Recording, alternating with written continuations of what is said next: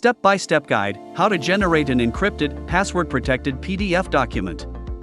Producing a document which shouldn't be viewable by everyone or should contain restrictions is extremely easy with HelpNDoc. A few options let you define the level of encryption, passwords, and user permissions for your generated PDF documents. After you've completed your documentation, you can activate encryption and generate a password-protected PDF document in 3 easy steps.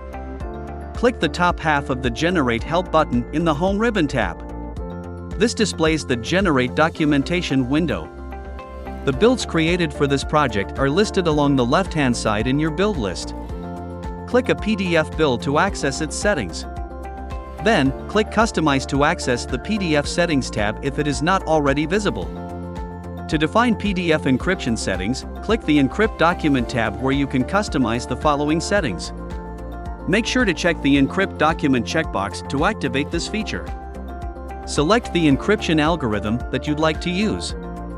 Check Encrypt Metadata to also encrypt the document's metadata.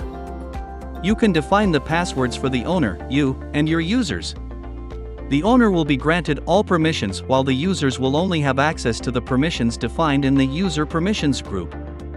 Select the permissions that you'd like to grant your users when accessing the PDF document. If they use the user password to access this document, they will only be able to achieve the tasks allowed in this group. When you click Generate, the PDF document is created and you can click the link to access the document. This displays a request for the owner or user password that you defined previously. When you need user access restrictions for your generated PDF documents, simply change a few settings in HelpNDoc and it will rapidly produce strongly encrypted, password-protected PDF documents for you. HelpNDoc is free for personal use and evaluation purposes.